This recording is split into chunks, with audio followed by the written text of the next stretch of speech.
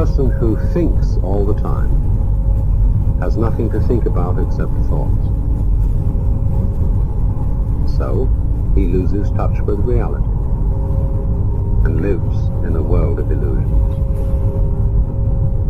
By thoughts, I mean specifically chatter in the skull, perpetual and compulsive repetition of words, of reckoning and calculating. I'm not saying that thinking is bad. Like everything else, is useful in moderation. A good servant, but a bad master. And all so-called civilized peoples have increasingly become crazy and self-destructive because through excessive thinking they have lost touch with reality. That's to say, we confuse signs, words, numbers, symbols, and ideas with the real world. Most of us would have rather money than tangible wealth, and a great occasion is somehow spoiled for us unless photographed. And to read about it the next day in the newspaper is oddly more fun for us than the original event. This is a disaster. For as a result of confusing the real world of nature with mere signs, such as bank balances, contracts, we are destroying nature. We are so tied up in our minds that we've lost our senses. Time to wake up. What is reality? Obviously, no one can say because it isn't words. It isn't material, that's just an idea. It isn't spiritual. That's also an idea, a symbol. Reality is this.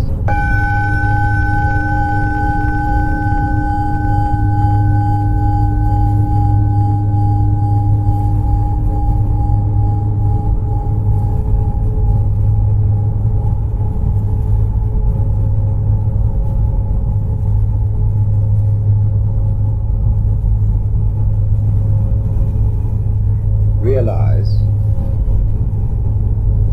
that anybody whom you consider in matters spiritual, psychological, and so on, has an authority. Has this authority because of your opinion that he has, or she has? How do you know?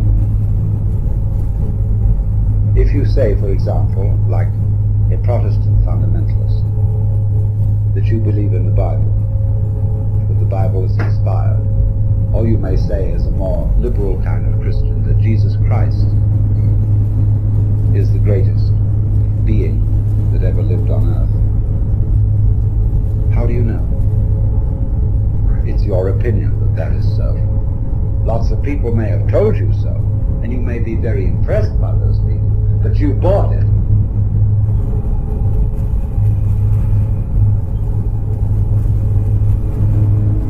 So therefore, if you say, well, I would like to become like that, that's an expression of the way you are.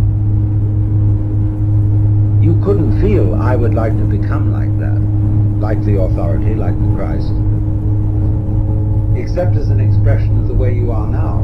And the way you are now is the quaking mess. And therefore, your emulation, your desire, your idealism to become like Christ is merely one of the appetites of your quaking mess. It's an expression of you as you are. Don't fool yourselves. I'm not trying to put you down by talking about the quaking mess. The quaking mess may be in fact something very, very natural. The way we are, the state of affairs, and we shouldn't be ashamed of it. I'm not ashamed of it. I'm told you are attractive.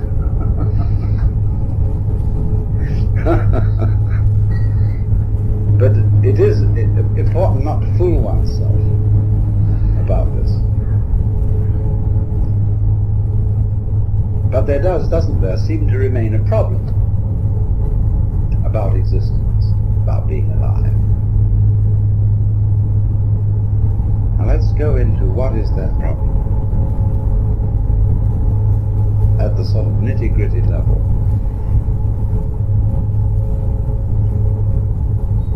Very basic in our thinking is that we, does it say, one must live. We need to survive to go on. We need, therefore, money for food, for this, that, and the other. We must go on. And we know that we're not going to get away with it for very long. That after a certain number of years we're going to die. The thing is going to end. The thing that we call I is going to be as it is in sleep. Deep sleep with no dreams. But that between now and that happening, there may be the most ghastly pains. Not only perhaps the pains of physical disease, or being wounded or hurt, but the pains of worrying about our failure of responsibility to people who depend on us. And we suffer other people's suffering simply because we're sensitive and have imagination. We participate in their sufferings, and our adrenaline and our chemicals respond simply by imagination to the sufferings of other people. And what about that?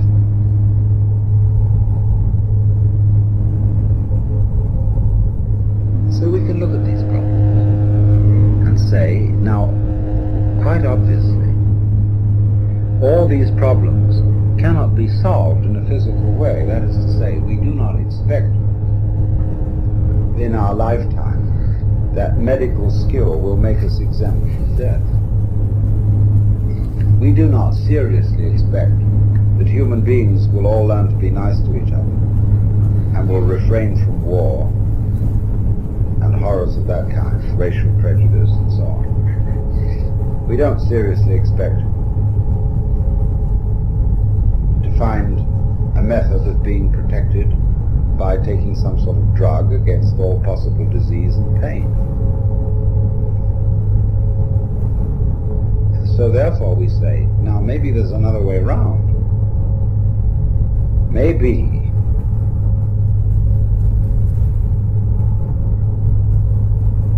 that instead of solving these problems at the technical level, we could solve them at the psychological and spiritual level by so disciplining ourselves, by so doing something with ourselves, that we wouldn't be afraid of it anymore. And so, in accord with that motivation, we seek out spiritual teachers, psychological teachers, this, that, and the other. Could we somehow be made over so that we don't worry about the quaking mass by a spiritual discipline or whatever?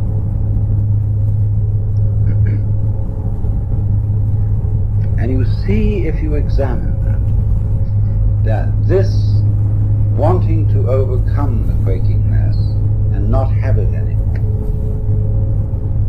that precisely is the quaking mass.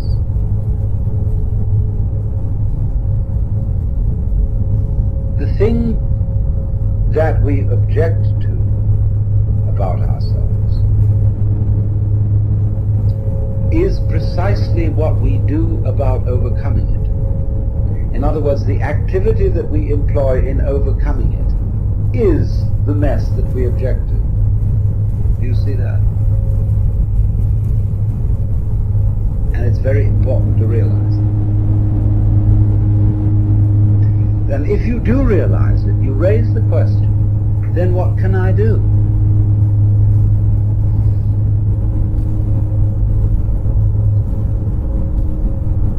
What can I do to transform the quaking mass into the state of mind of the true mystic? Into the state of mind of the true mystic? Well, if you are the quaking mass, There is obviously nothing you can do to transform yourself into the state of mind which you idealize as that of being the true mystic, the Christ, the saint, or whatever. So you realize that everything is phony, that all your ideals are simply manifestations of the quaking mess, trying to get away from itself. And that you are put in the position of, it is absolutely necessary for me to be different from the way I am. But there's absolutely nothing I can do about it, because being the way I am, I cannot be different from that. Let's say this, but that we can put it in different ways. I know that I ought not to be selfish, and I would very much like to be an unselfish person. But the reason why I want to be an unselfish person is that I am very selfish and would far more love myself and respect myself if I were unselfish. See? I know that I ought to love God. And whatever. And why do you want to love God? Well, because God is the biggest boss. And it's best to be on the side of the big battalions. That's really why I want to do it. In other words, because I'm looking for the safety of my own spiritual skill. So I think I ought to love God. Oh, sophisticated saints have known this. St. Paul understood it, St. Augustine understood it, Martin Luther understood it. They didn't know what the hell to do about it. But there was nothing to do about it.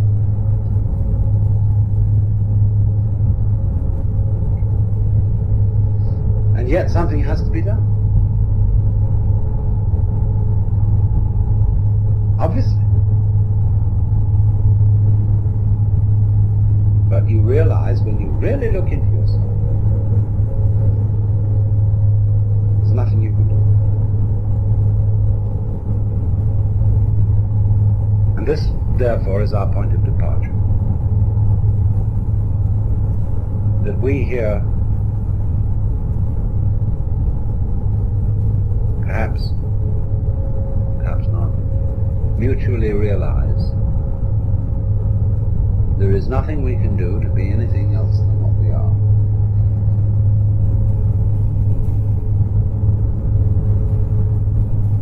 To feel any other way than what we feel at this moment. And to be then this quaking mess, which has the capacity for the horrors about what life can do to us. However, this isn't as much of a blind alley, a cul-de-sac, as it sounds. Because if you discover a blind alley, it tells you something. Watch the flow of water when it crosses over an area of land, and you will see that it puts out fingers, and some of them stop because they come into blind alleys. The water doesn't pursue that course. It simply rises, and then it finds a way it can go. But it never uses any effort. It only uses weight, gravity. It takes the line of least resistance and eventually finds a course. Now we will do the same thing. Only we're ashamed of it, but we're going to do it anyway.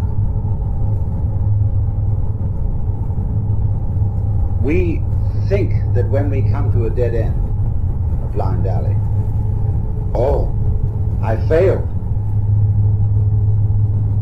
Supposing the water, at each place where a finger of water stretches out over dry ground and doesn't go any further because the land is too high, the water were to say to itself, I failed. We would say it was neurotic water. Just wait. and it will find a way. Now, when you find, you see, that there's this predicament that I've been describing to you, that there's no way of transforming yourself to become this fearless, joyous, divine being as distinct from the wakingness. When he says no way, this is not a gloomy announcement.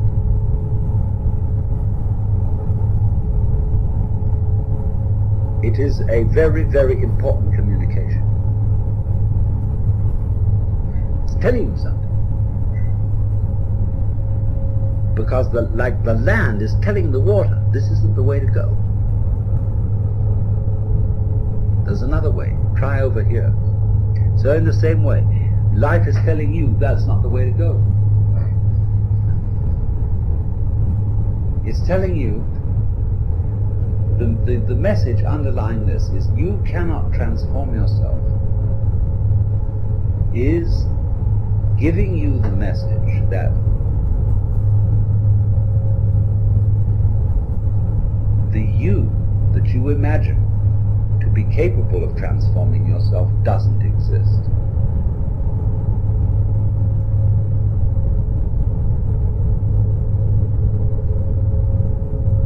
In other words, an ego,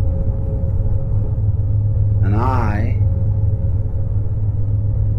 separate from my emotions, my thoughts, my feelings, my experiences, who is supposed to be in control of them, cannot control them because it isn't there.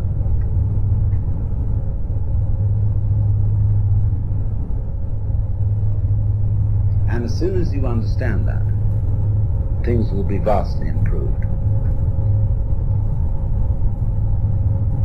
Now we can go into this. What do you mean by the word I? We're going to make some experiments in this, a number of different levels. In the ordinary way, what do you mean by the word I? I myself, your personality, your ego, what is it? Well, first of all, obviously, it's your image of yourself.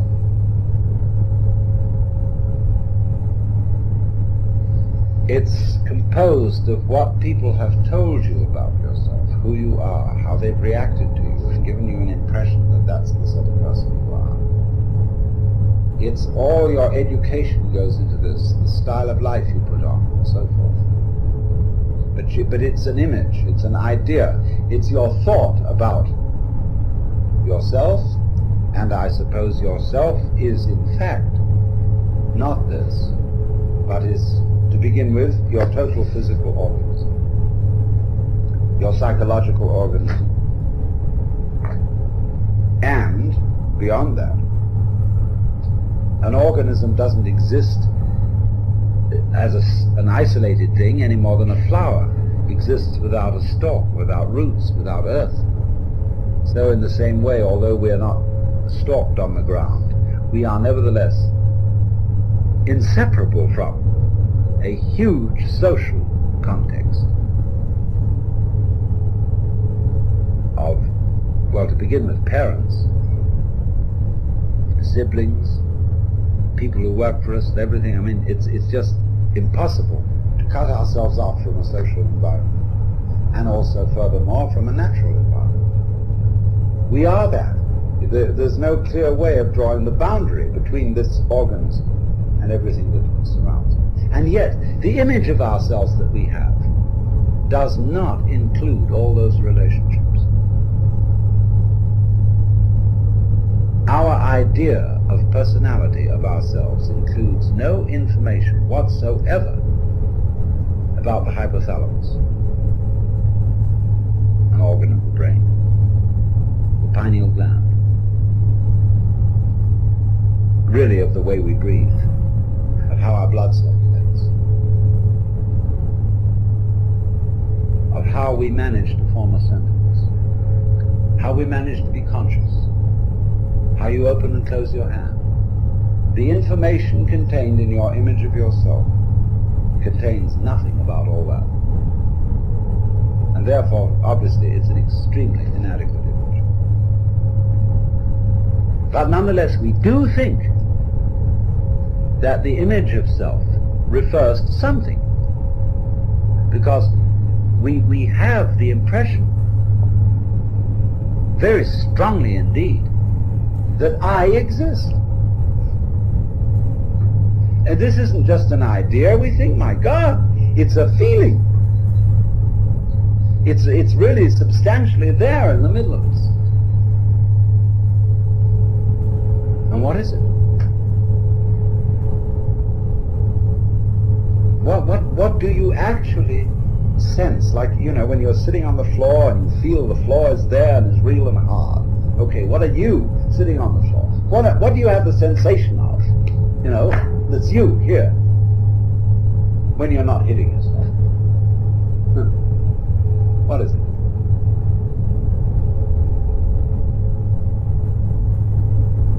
Well, in what part of your body do you feel yourself, the real I, existing? We can explore this very deeply, but I'm going to give you a preliminary and superficial answer. The sensation which corresponds to the image of ourselves is a chronic muscular tension.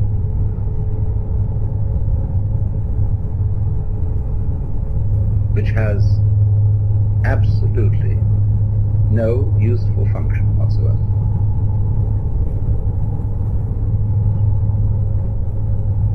It is when you try, say, to concentrate. What do? You try to pay attention. When I was a little boy in school, I had sitting next to me another boy who had great difficulty in reading.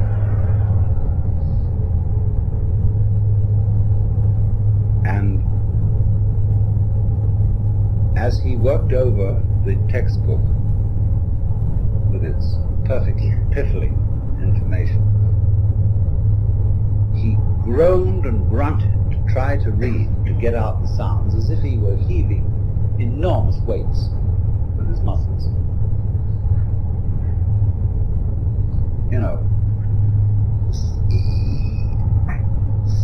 Spot,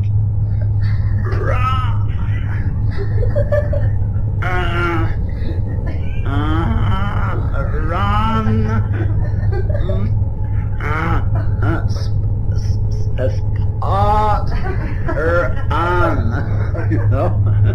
It was enormous weights he was heaving. And, the teacher was vaguely impressed that he was trying. Phew! It had absolutely, all this tying yourself up into a knot has absolutely nothing to do with the way your mind works.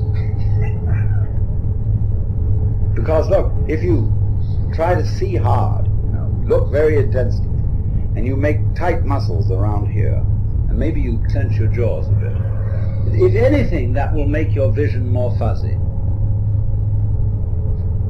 Because if you want to see something clearly, you must not make an effort.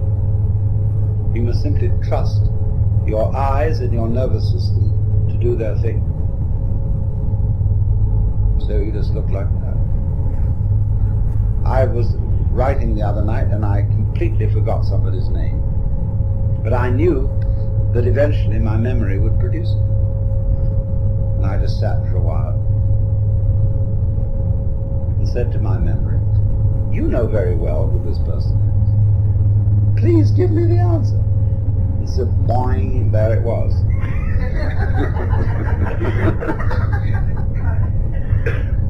Because that's the way nerves work. They don't work by forcing.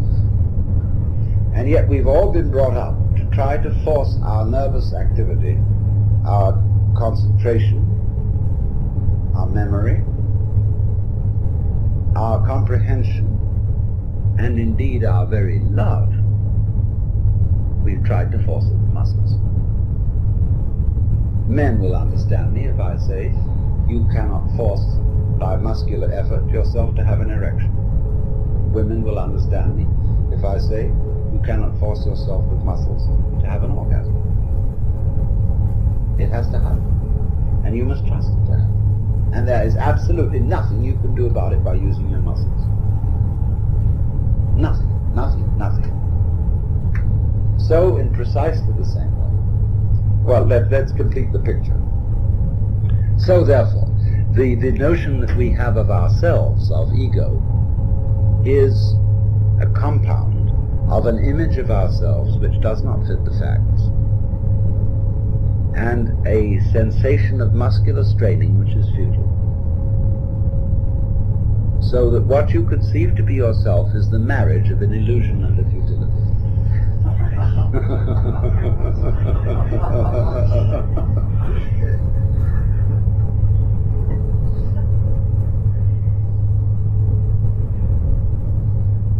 So, well, what are we,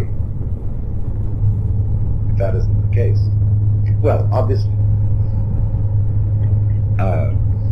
if you want to take a scientific point of view by that mythology, then your organism, about which we know very little. And the organism, as we've seen, is inseparable from its environment. And so you are the organism environment. In other words, you are no less than the universe.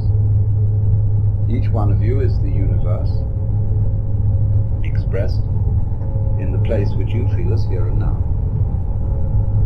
You're an aperture through which the universe is looking at itself, exploring itself. And we're going to go into that much more deeply. So when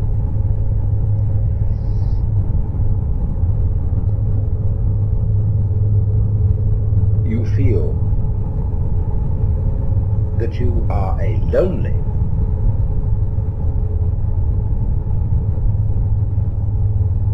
put upon, isolated, little stranger confronting all this, see, you have an illusory feeling. Because the truth is the reverse. You are the whole works that there is, that always was and always has been, always will be. Only, just as my whole body has a little nerve end here, which is exploring and which contributes to the sense of touch, you are just such a little nerve end for everything that's going on. Just as the eyes serve the whole body and help it to find its way around, so you are, as it were, serving the whole universe. You're a cell. And it's exploring itself. So that you as a function, you are a function of all that. And therefore, if this is so, it just doesn't fit these facts do not fit the way we feel. Because we feel it the other way around. I am a little lonely thing exploring all this universe and trying to make something out of it, get something out of it, and do something with it. And I know I'm going to fail because I know I'm going to die one day. So we're all fundamentally depressed. And think up all these fantasies about what's going to happen to us when we're dead, and all that kind of thing. What's going to happen to you when you're dead? What do you mean, you? If you are basically the universe, that question is irrelevant. You never were born and you never will die.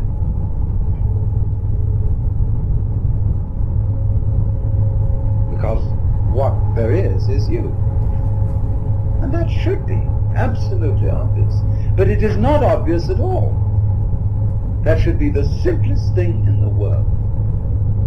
That you, the I, is what has always been going on and always will go on forever and ever. But we have been bamboozled by religionists, by politicians, by fathers and mothers, by all sorts of people to tell us you're not it. And we believed it. So, do you see now why, if I put it to you in this very negative way, you can't do anything to change yourselves, to become better, to become happier, to become more serene, to become mystics or anything. If I say you can't do a damn thing, can you understand this negative statement in a positive way? What I'm really saying is that you don't need to.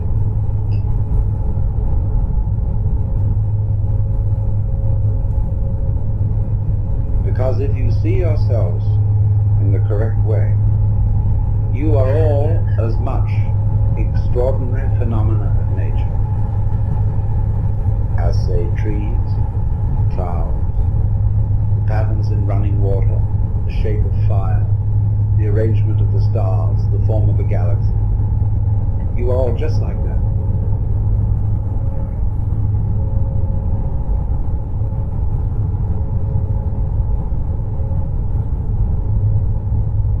There's nothing wrong with you at all.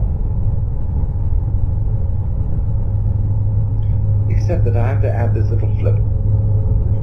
You have in you do think there's something wrong. See? And there's no question, you do. We all object to ourselves in various ways.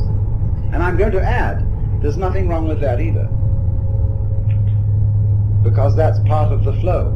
That's part of what is going on. That's part of what we do.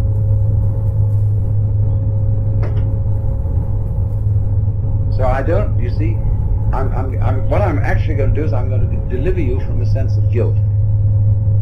Because I'm going to teach you that you needn't feel guilty because you feel guilty.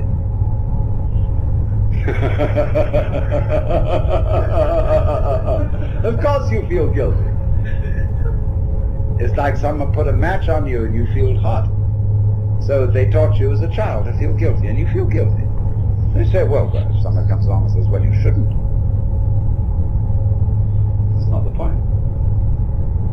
I'm going to say, not that you shouldn't, but that you do, and don't worry about it.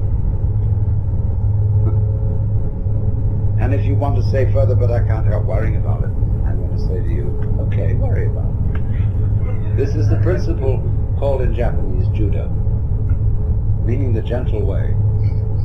Go along, go along, go along.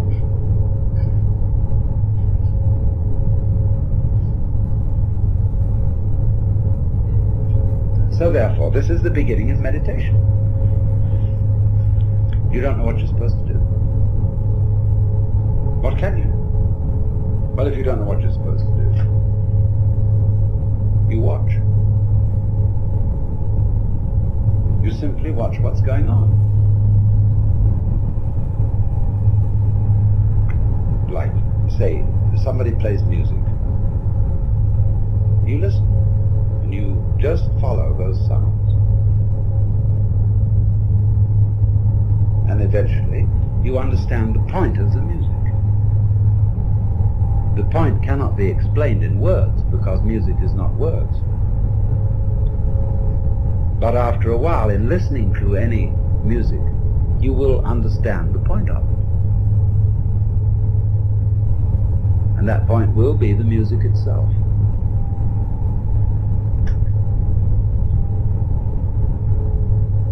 So in exactly the same way, you can listen to all experiences, because all experiences whatsoever are vibrations coming at you. Well, you are these vibrations, as a matter of fact. If you really feel out what is happening, what you are aware of as you and as everything else is all the same. It's vibrations of all kinds, and they're on different bands of a spectrum. Sight vibrations, emotion vibrations, touch vibrations, sound vibrations, all these things adding together are woven. All the different senses are woven, and you get a pattern in the weaving, and that pattern is the picture of what you now feel. This thing is going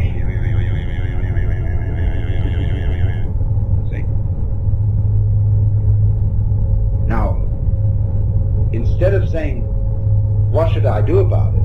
Because who knows what to do about it? To know what to do about this, you would have to know everything. And if you don't, then the only thing that, at least to begin with, you can do is watch. Watch what's going on. Watch not only what's going on the outside, but also what's going on the inside. Treat your own thoughts, your own reactions, your own emotions about what's going on outside, as if those inside reactions were also outside things. That you're just watching. And follow, simply observe how they go. Note now, you may say, this is difficult.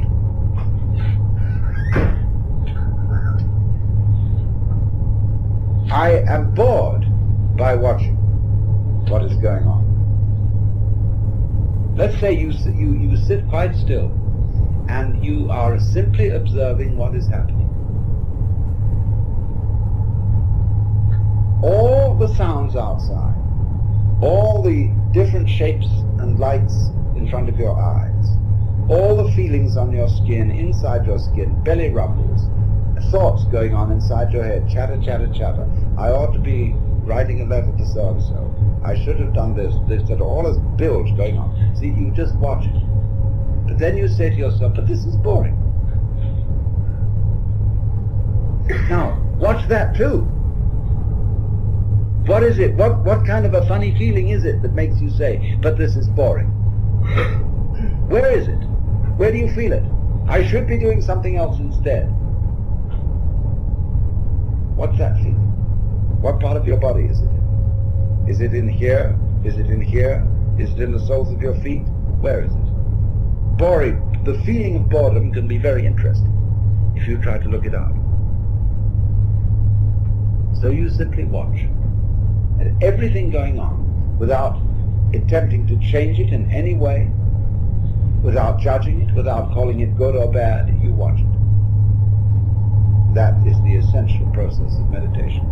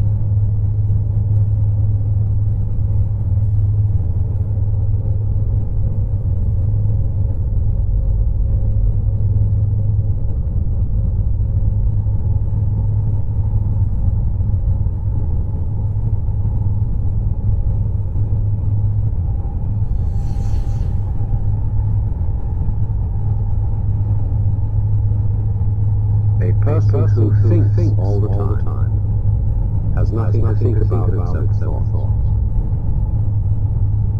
So he loses touch with reality and lives in a world of illusions. By thoughts I mean specifically chatter in the skull, perpetual and compulsive repetition of words, of reckoning, calculating.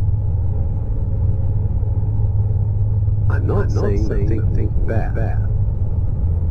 Like everything else is useful in moderation.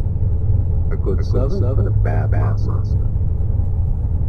And all so-called civilized peoples have increasingly become crazy and self-destructive because through excessive thinking they have lost touch with reality. That's to say, we confuse science words, numbers, symbols, and ideas with the real world. Most of us would have rather money than tangible wealth, and a great occasion is somehow spoiled for us unless photographed. And to read about it the next day in the newspaper is hardly more fun for us than the original event. This is a disaster. For as a result of confusing the real world of nature with mere signs, such as bank balances, contracts, we are destroying nature. We are so tied up in our minds that we've lost our senses. Time to wake up. What is reality? Obviously, no one can say, because it isn't words. It isn't material, that's just an idea. It isn't spiritual, that's also an idea, symbol. Reality is this.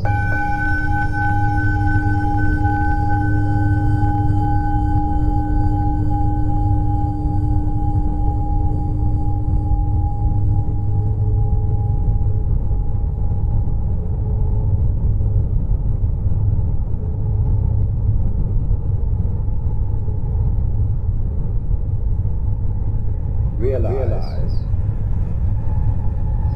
that anybody who you consider in matters spiritual, psychological, and so on, as an authority, has this authority because of your opinion he has, or she has. How do you know? If you say, for example, like a Protestant fundamentalist, that you believe in the Bible, that the Bible is inspired, or you may say, as a more liberal kind of Christian, that Jesus Christ is the greatest being that ever lived on earth. How do you know? It's your opinion, that is so. Lots of people may have told you so, and you may be very impressed by this, but you bought it.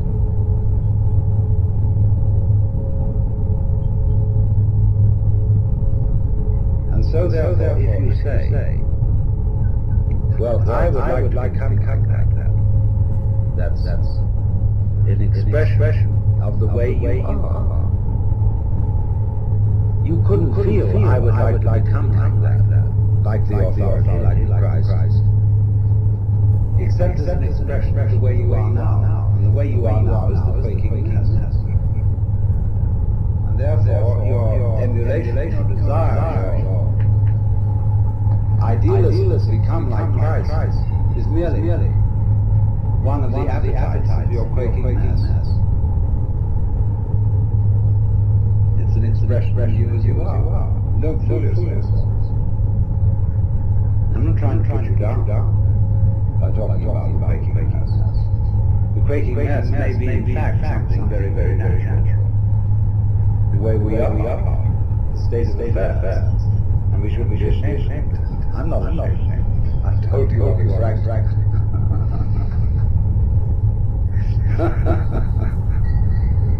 But it is important not to fool oneself about this. But there doesn't seem to remain a problem about existence, about being alive. Now let's go into what is that problem at the nitty-gritty level. Very basic in our thinking is that we, as it says, one must live.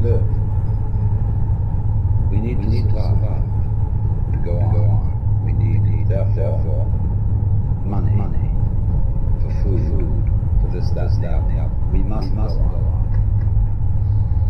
And we know that we're not going to get away with it for very long. That after a certain number of years we're going to die. The thing is going to end. The thing that we call I is going to be as it is in sleep. Deep sleep with no dreams. But that between now and that there may be the most ghastly pains. Not only perhaps pains of physical disease, or being wounded or hurt, but the pains of worrying about our failure of responsibility to people who depend on us. And we suffer other people's suffering simply because we're sensitive and have an imagination. Participate in their suffering, and our adrenaline and our chemicals respond simply by imagination to the sufferings of other people.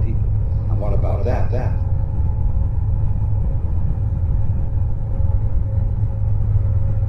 So we can look at these problems and say, now, quite obviously, all these problems cannot be solved in a physical way. That is to say, we do not expect in our lifetime that medical skill will make us present death.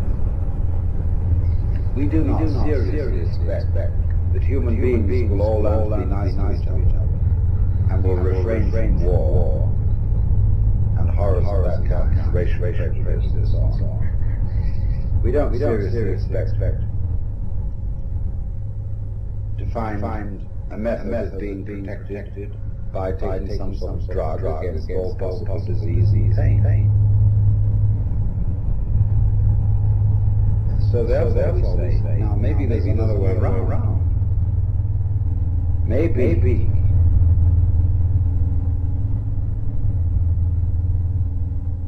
that instead of solving these problems at the technical level, we could solve them at the psychological and spiritual level by so disciplined, by so doing something ourselves that we wouldn't be afraid of it.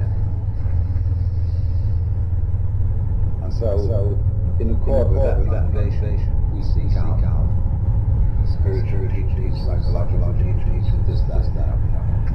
Could we somehow be made over so that we don't worry about breaking mass by spiritual.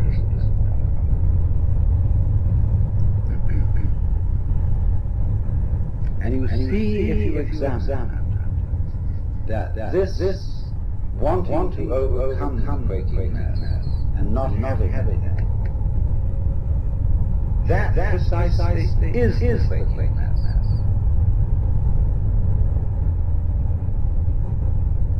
The thing that we object to about ourselves is precisely what we do about overcoming it. In other words, the activity that we employ in overcoming it is the mess that we object to. Do you see that?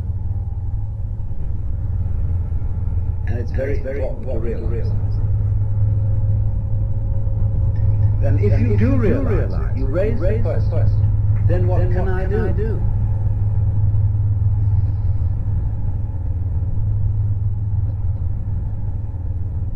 What can I do to transform the breaking mass into the state of mind and true mystic?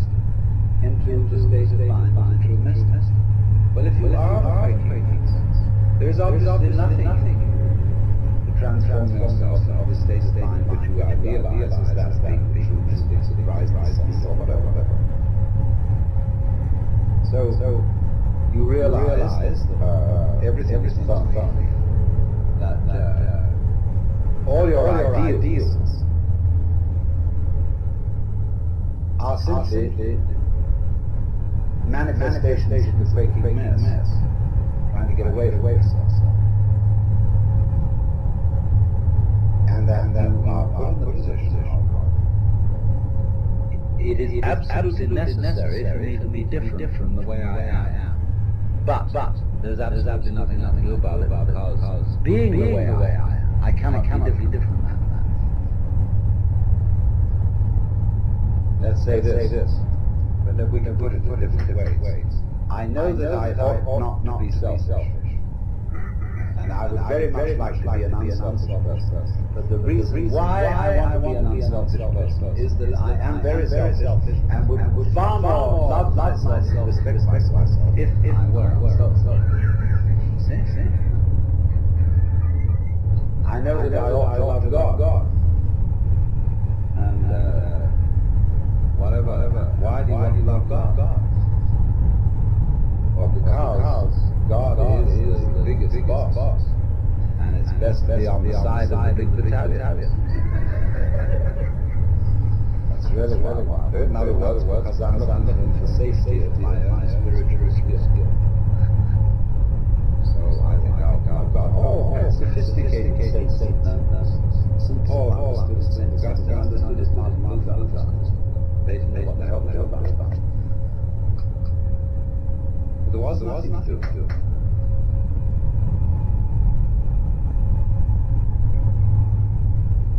And yet something has to be done. Obviously. But you realize when you really look into it, there's nothing you can do. And this therefore is our point of charge. That we here perhaps not mutually realize there is nothing we can do to be anything else than we are.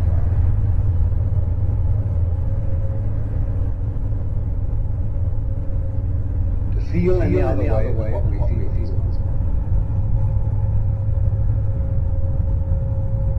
And to be then this waking mess, which has the capacity of the heart about what life might do. However, this isn't as much of a blind alley, a cul-de-sac, as it sounds. Because if you discover a blind alley, it tells you something. Watch the flow of water when it crosses over an area of land, and you will see that it puts out some things. And some of them stop because they come into blind alleys. The water doesn't pursue that. It simply rises. And then it finds a way to go. But it never uses any effort. It only uses weight. Gravity. It takes the line of resistance and eventually finds a course. Now we will do the same. Only we're ashamed of it. But we're going to do it anyway. We think that when we come to a dead end, blind alley, I failed. Supposing the water at each place where a finger of water stretches out over dry ground and doesn't go any further because the land is too high. The water says to itself, I failed. We would say it's neurotic. Just wait, and it will find a way. Now when you find, you see, that this predicament I've been described, that there's no way to transform things. To become this fearless, joyous, divine being, distinct awakeness. When there's no way, this is not a gloomy announcement.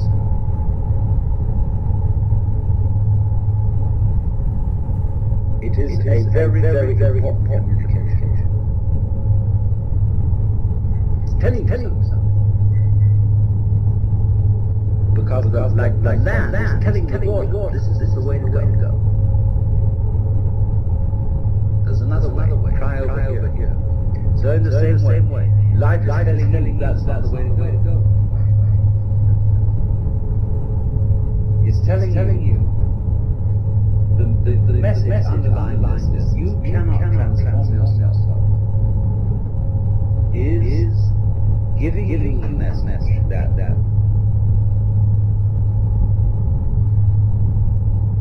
you that you imagine to be capable of transforming yourself does exist.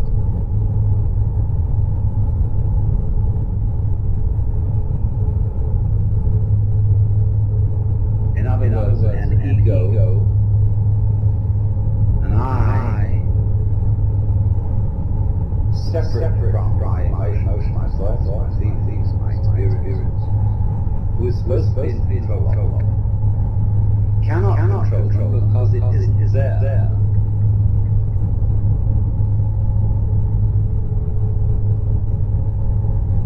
And as soon as you understand that, things will be vastly improved. Now we go into this. What do you mean by the word I? We're going to make experiments. The ordinary way. What do you mean by the word I? I myself. Your personality, your ego. What is it? Well, first of all, obviously, it's your image.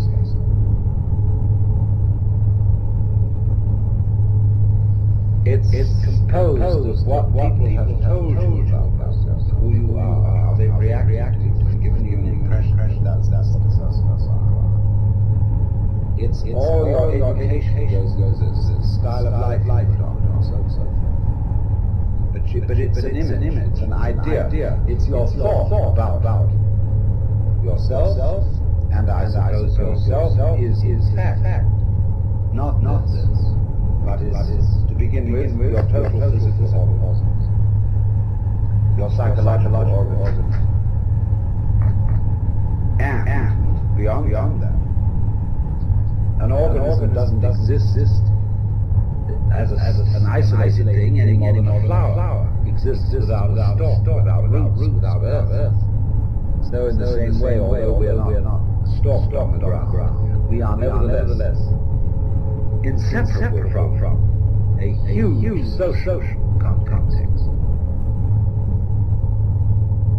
of well, to begin with, parents, siblings, people who work with us, everything. I mean, it's just impossible to cut ourselves off from social environment, and also furthermore from a natural environment.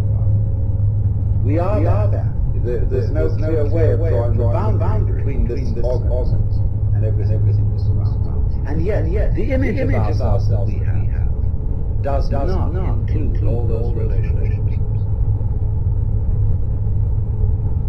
Our idea of personality of ourselves includes no information whatsoever about the hypothalamus, an organ brain, pineal gland. Really, the way we breathe, of how our blood cells, of how we manage hormones, how we manage consciousness, how you open or close your hand. The information contained in your image of yourself contains nothing about all that. And therefore, obviously, it's extremely inadequate. But nonetheless, do think that the image itself refers to something. Because we have the impression, very strongly indeed, that I exist. And this isn't just an idea. We think, my God, it's a feeling. It's really standing there in the middle of us. And what is it? What do you actually sense, like when you're sitting on the floor and you feel the floor is there, real and hard. Okay, what are you sitting on the floor? What do you have the sensation? That's you here. When you're not hitting us. What is?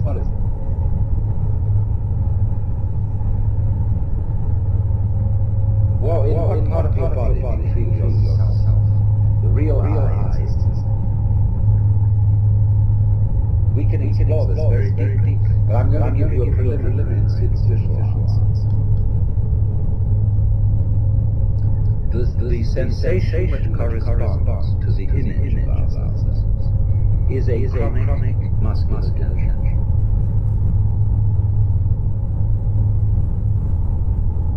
Which has absolutely no useful function whatsoever.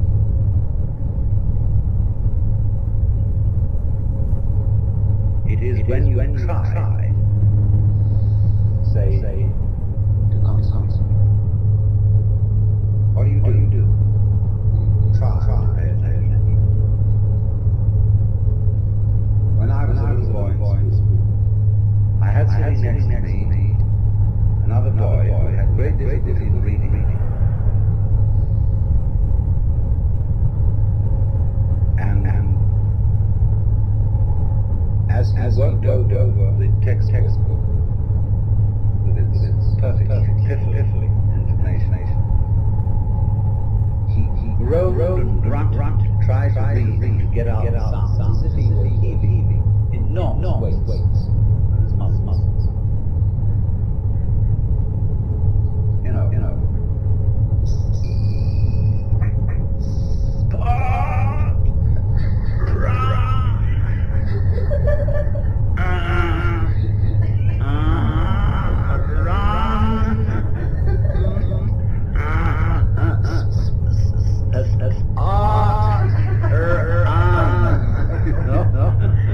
Enormous weight. And the teachers, they try.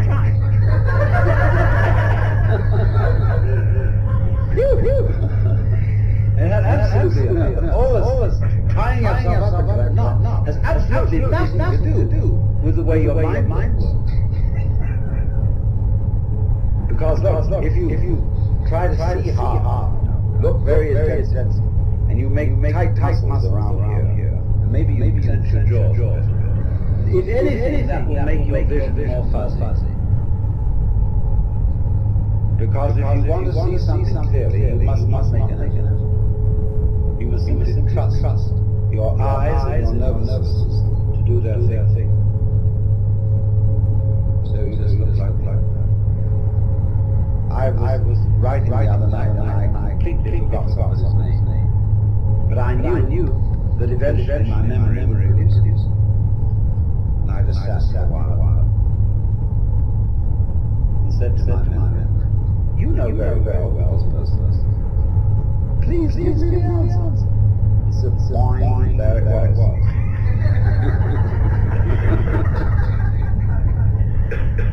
Because that's the way nerves work. They don't work by force. And yet we've all been brought up to try to force our nervous activity, our concentration, our memory, our comprehension, and indeed our very love. We've tried to force muscles. Men understand if I say you cannot force by muscular effort yourself to have an erection. Women will understand if I say you cannot force yourself with muscles to have an orgasm. It has to happen. And you must trust it. And there is absolutely nothing new about it by using muscles. Nothing. So precise sense. Well, let's look at the picture. So the notion which we have of ourselves, of ego, is a compound of an image of ourselves which does not fit the fact, and a sensation of muscular strain which is due. So that what you perceive to be yourself is the marriage of an illusion.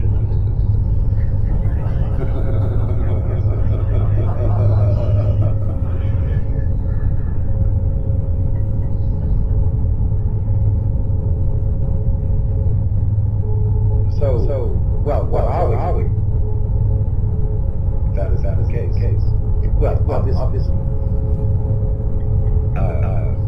If you want to take a scientific view, by that then you all organisms about which we know very little. And the organisms we've seen is inseparable from the environment. So you are the organism environment. In other words, you are no less the universe. Each one of you is the universe expressed in the place you feel here and now. You're an aperture through which the universe is looking, exploring. We're going to go much deeper. So when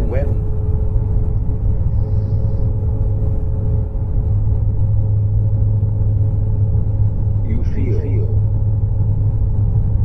that you are lonely,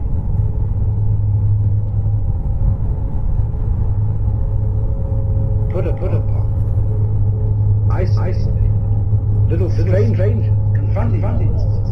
See, you have an illusory feeling. Because the truth is the reverse.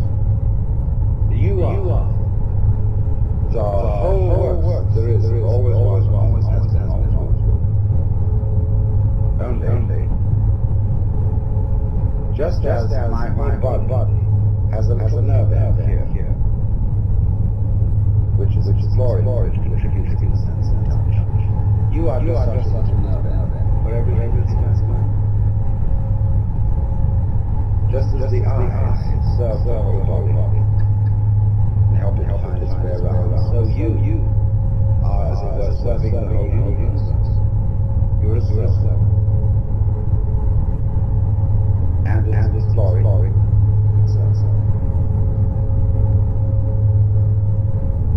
So that you as a function, you are a function. And therefore, if this is so, it just doesn't fit these facts do not fit the way we feel. Because we feel it the other way around. I am a lonely thing exploring this universe, trying to get something out of it, do something. And I know I never fail, and I'm going to die. So we're all interested. I think I've always fancies about what's going to happen all that thing. What's going to happen to you day? What do you mean, you? If you are basically the universe, first zero. You never born, you never die.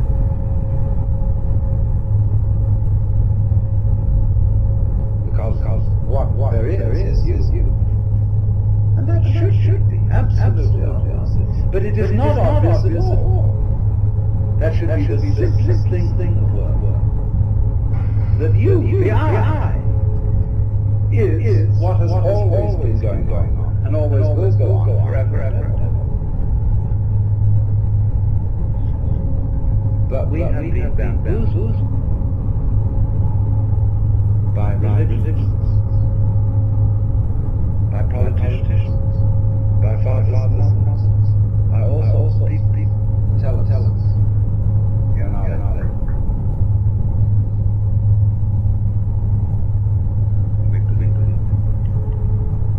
So you see now why, if I put it to you in this very negative way, you can't do anything to change to become better, to become happier, to become more serene, to become mystic. If I say you can't do a damn thing, can you understand this negative statement possible way? What I'm really saying is you don't need to.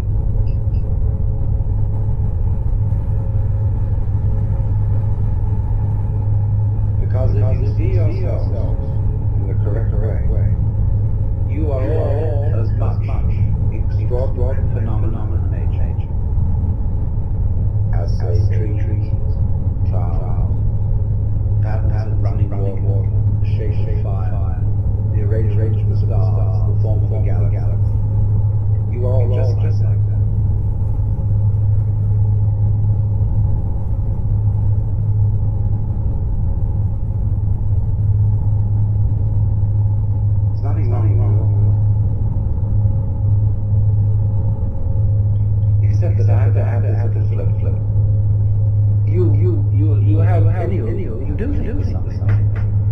See? And there's no question, you do. We all object to ourselves in various ways. And I'm going to add, there's nothing wrong with that either. Because that's part of the flow. That's part of what is going on. That's part of what we do.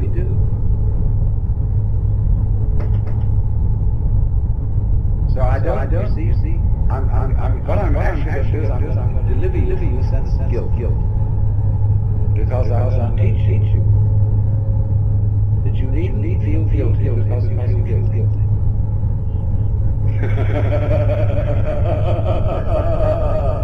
Of course you feel guilty. It's like someone put a match on you and you feel hot. So they told you as a child, you feel guilty. You say, well, someone comes along and says, well, you shouldn't. It's not the point. I'm going to say, not that you shouldn't, but that you do, don't worry about it. And if you want to say further, but I can't worry about it, I'm going to say to you, okay. This is a principle called in Japanese judo, meaning the gentle way. Go along.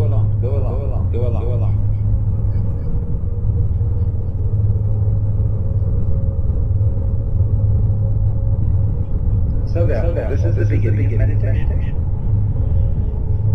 You don't know what you're supposed to do. What can you? Well, if you don't know what you're supposed to do, you watch. You simply watch what's going on.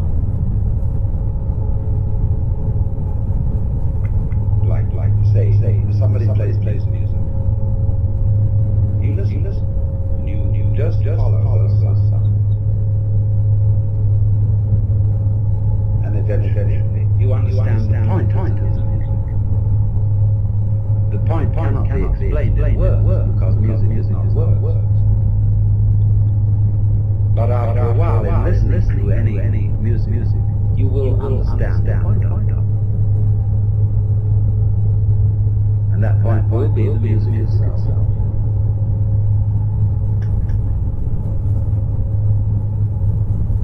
So exactly the same way. You can listen to all experiences, because all experiences whatsoever are vibrations coming out of you. You are these vibrations, matter of fact. If you really feel out what is happening, what you are aware of as you and as everything else is all the same. It's a vibration, all kinds, on different bands of the spectrum. Sight vibrations, emotional vibrations, touch vibrations, sound vibrations, all these things adding together are woven. All the different senses are woven, and you get a pattern weaving, and that pattern is the picture of what you now feel.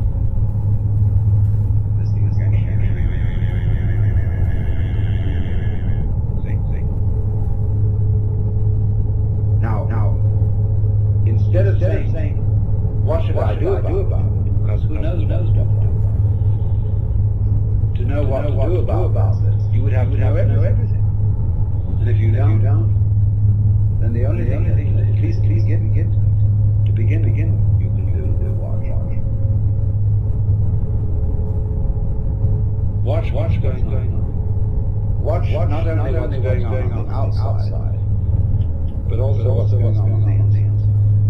Treat your own thoughts, your own reactions, your own emotions about what's going on outside, as if those inside reactions were also outside things. That you are just watching. And follow, simply observe how they go. No. You may say this is difficult.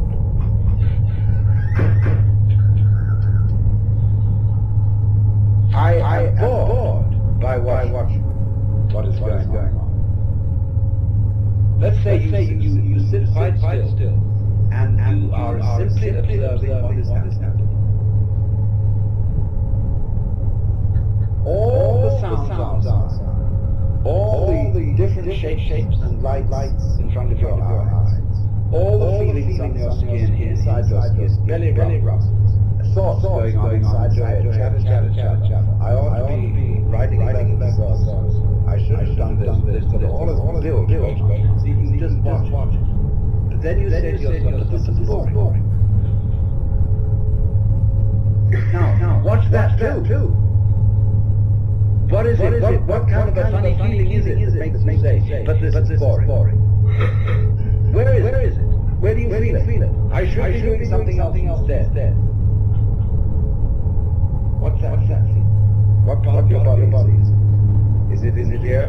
Is it in here? Is it in the soles of your feet? Where is it? Boring. The feeling of boredom can be very, very interesting if you try to look it out.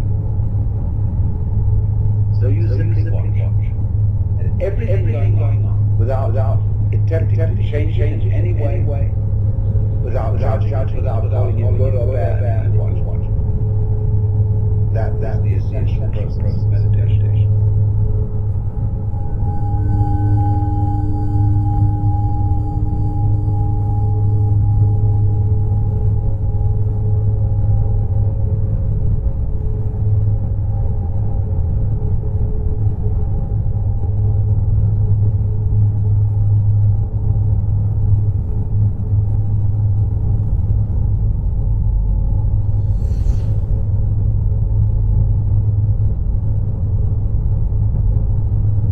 Person who thinks all the time has nothing to think about except thoughts.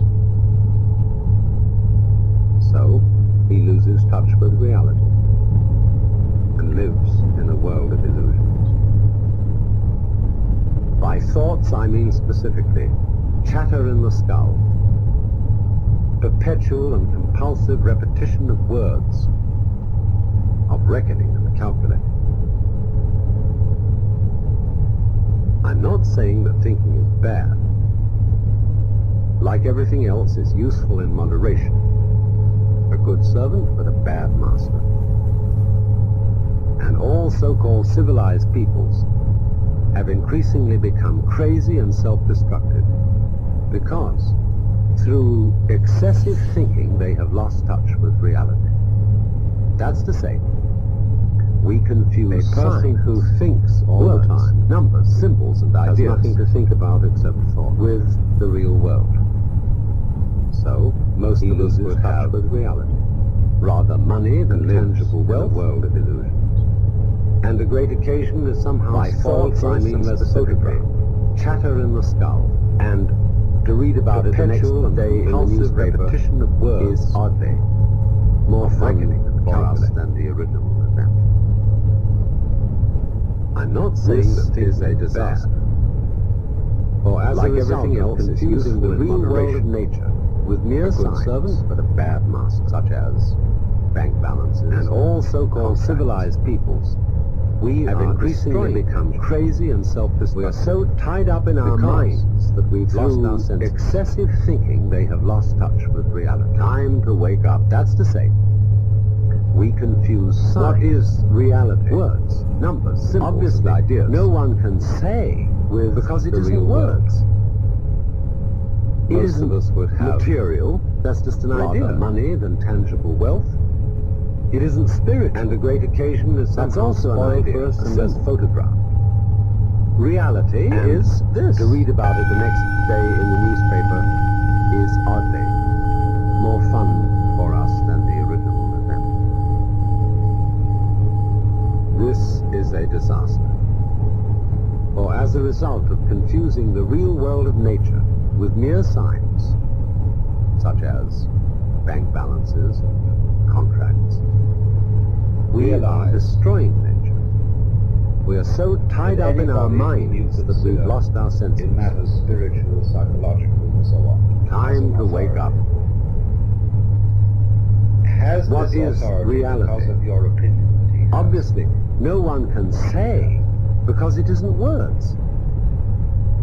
It isn't how do you know? Material. That's just an idea. If you say, for example, like it isn't spirit, Protestant fundamentalism. That's also an idea, a symbol. That you believe in the Bible. Reality is this. Or you may say it's a more liberal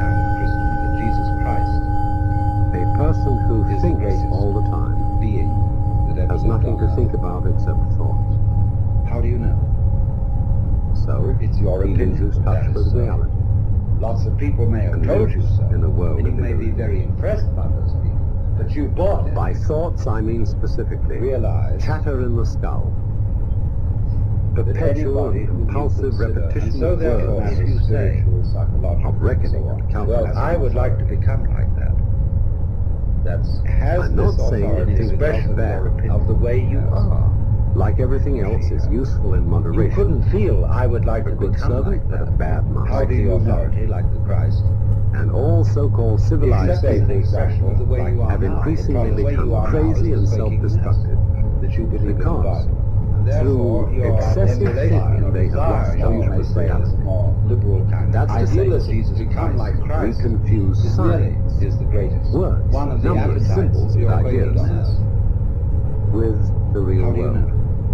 It's an expression that you Most are of us would have Don't fool yourselves. Lots rather of people money may have than told you tangible so. wealth, I'm not trying to make you very impressed by this. and a great I'm talking occasion is about somehow boredom. spoiled for us unless The quaking photographed. mess may be in fact something very, very And natural. to read about it the next day We in are. a newspaper And so therefore, is if you hardly say, and we more shouldn't be fun ashamed of it. for us. Well, I would like to become like that. I told you all the attractive.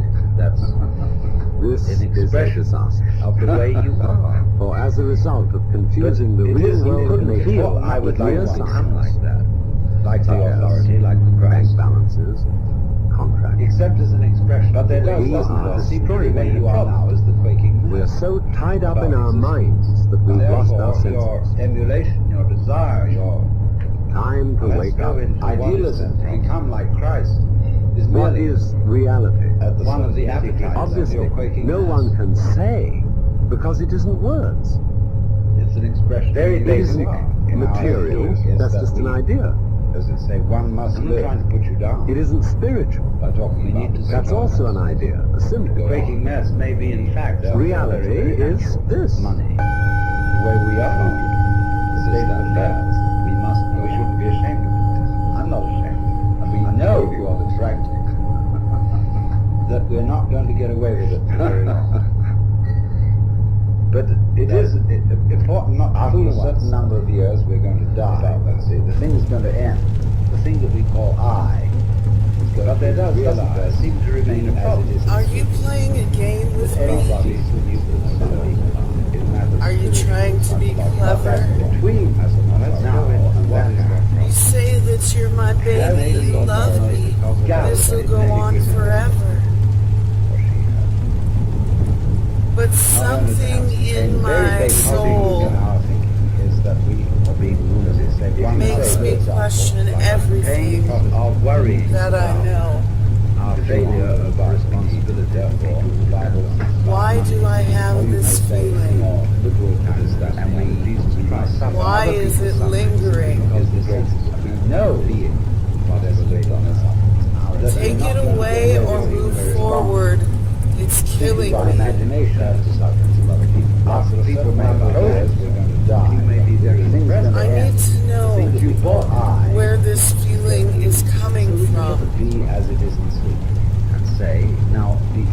There's a reason that it won't stop echoing through my mind. I would like to become that way. There may be Have I forgotten lessons that I've learned throughout time? You couldn't feel I would like to become like that. Something is missing.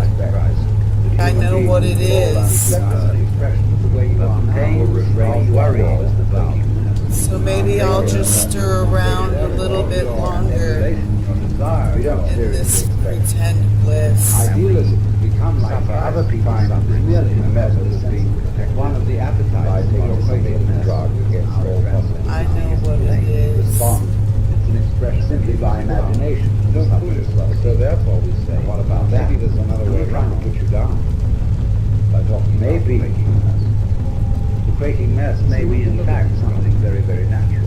And say, now that way we are solving these problems state of affairs. All these problems we can solve psychologically. I swear you are the right. By so disciplined in our life of doing something, that medical skill will make us. It isn't. We wouldn't be afraid of oneself. We do not seriously expect that human beings will all organize organization. But there doesn't there seem to remain a problem. Spiritual teachers, psychological and horror to that kind of racial prejudice and so on. could we somehow be made over? We don't seriously expect so that go we into what don't is that to find a method Worry of being about the effective sort of nitty-gritty by stuff. taking some sort of drug against all possible disease and pain. Very basic in our thinking is So therefore we say, now maybe there's one another must way see around. if you examine that.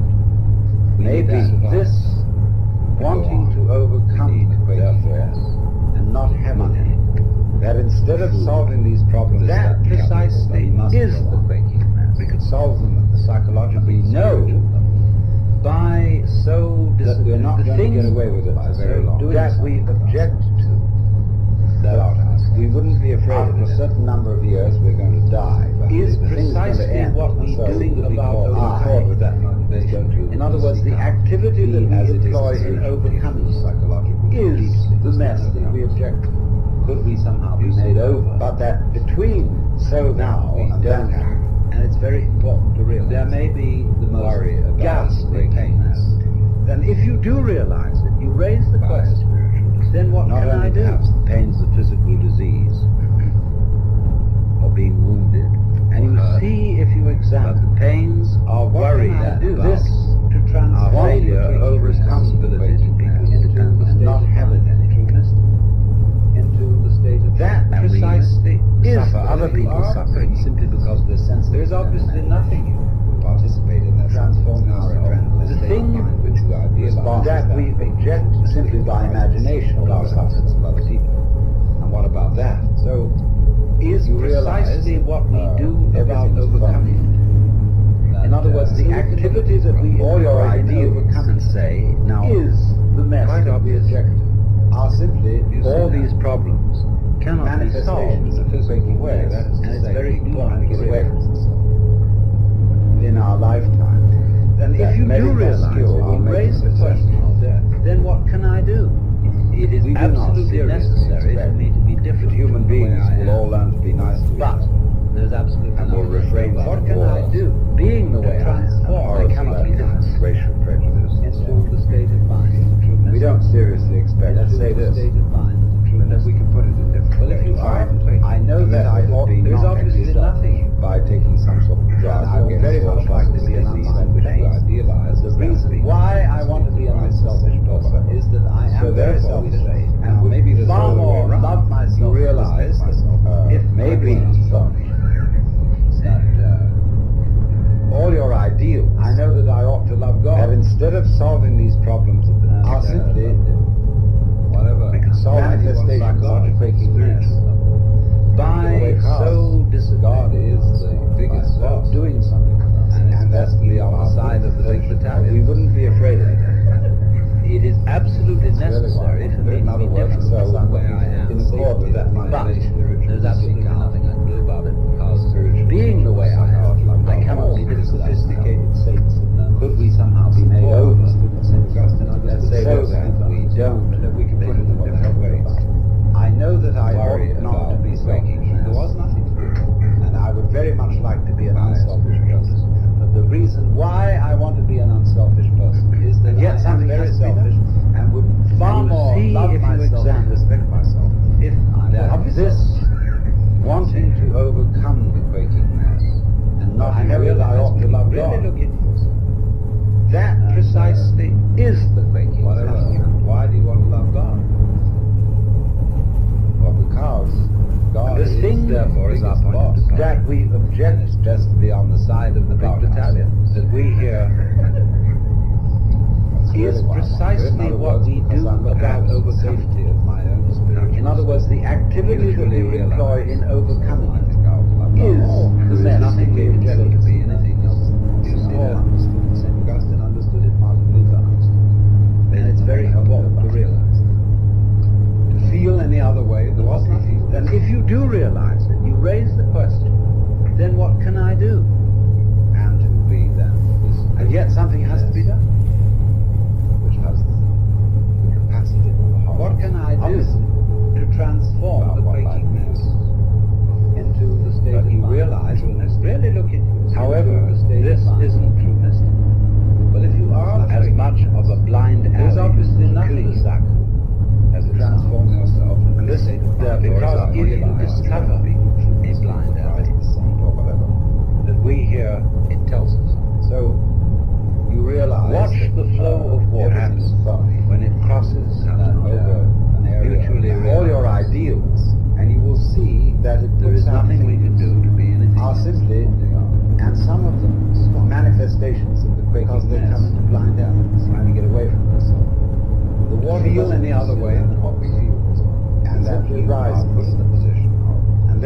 finds a way it can go. It is absolutely necessary for me to be different from the way I am. But there's absolutely nothing I can do about it, because being the way I am, I cannot be different from that. It takes the line of least resistance. However, eventually this isn't so that we can put it in different ways.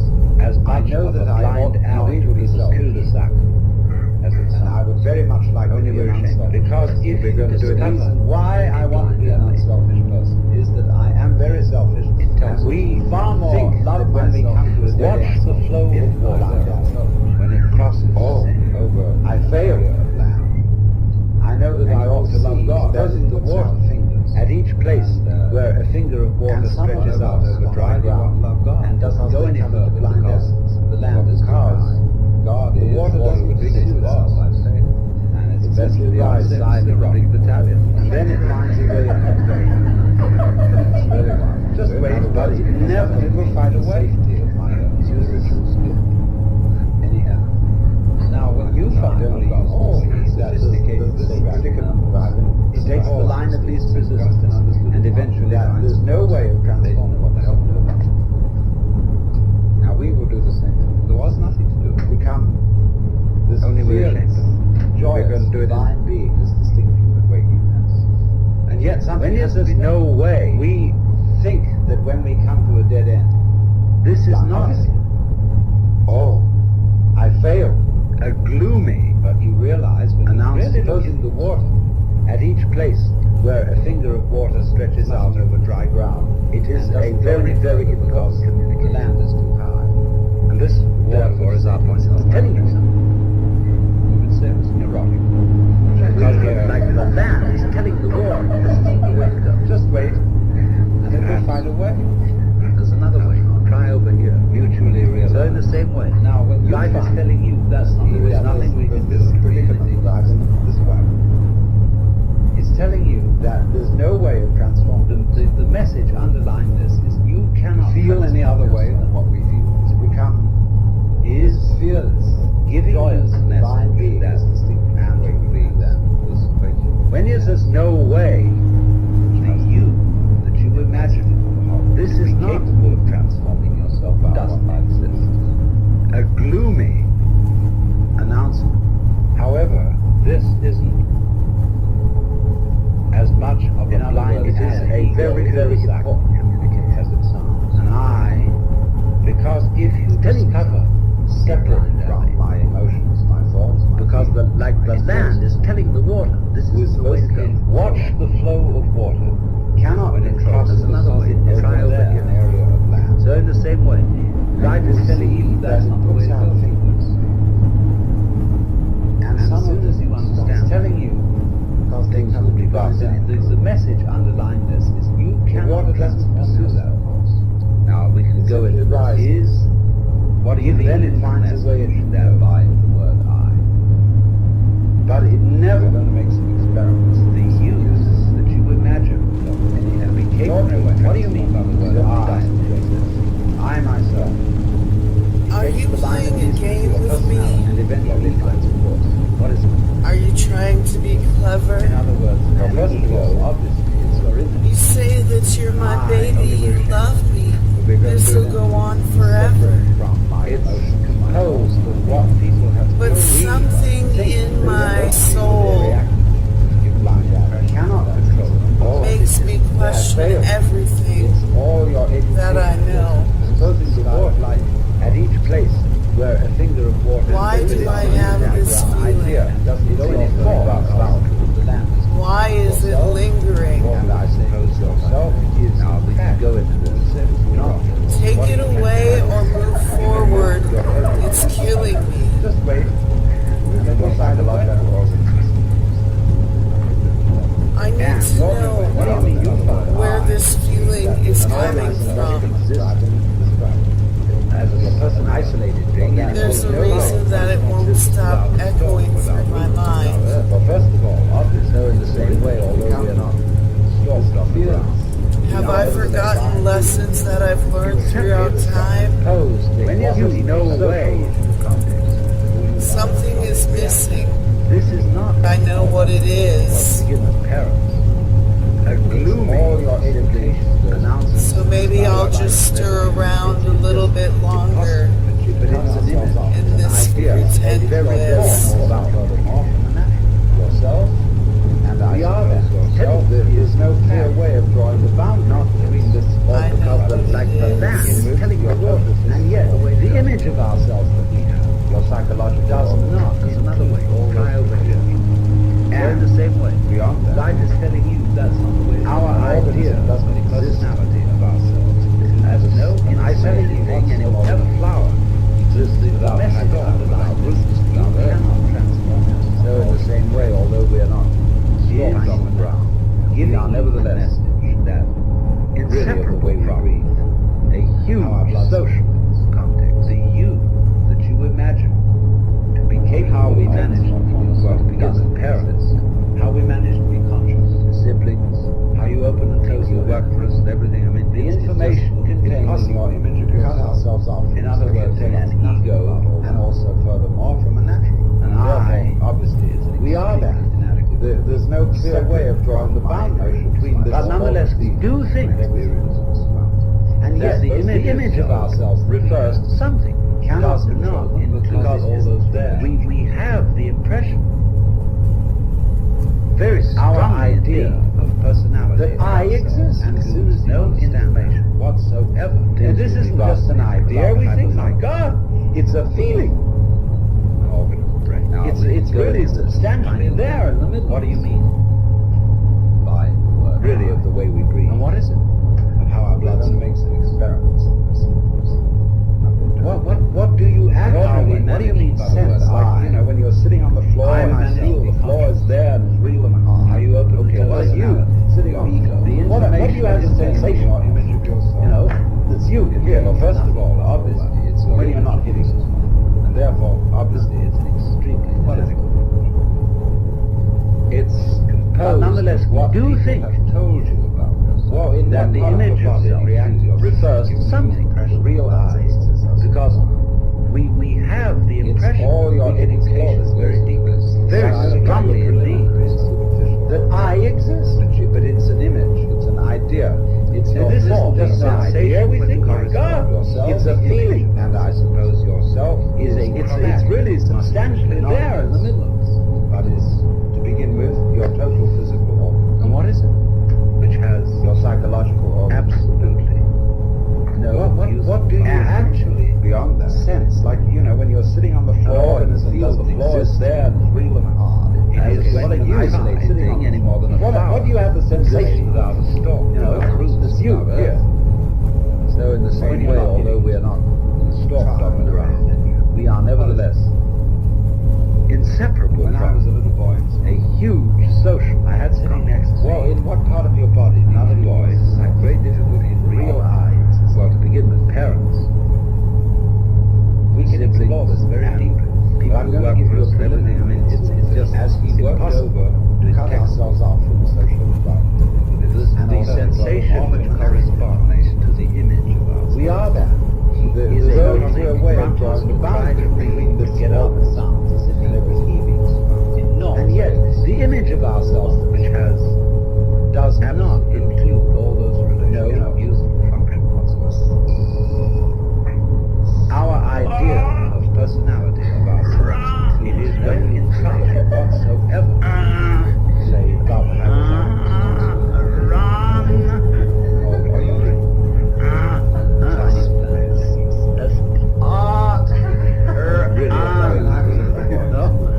enormous weight he was heaving. Another boy had great difficulty how we managed to form. The teacher was vaguely impressed. How we managed to be conscious. How we opened and closed it. The information has contained over image of it. Absolutely. All this tying yourself up into a knot has absolutely nothing to do with the way your mind works. Roamed and grunted to try to read. But nonetheless, if you think, try to see hard, that the image itself refers make to something. tight muscles around here. Because Maybe you clench your we jaw. have the impression, if anything, that will make your vision more very strongly indeed. That I exist. Because if you want to see something clearly, you must not make it. And this isn't just an idea. We think, my gosh, it's a feeling. It's your nervous system.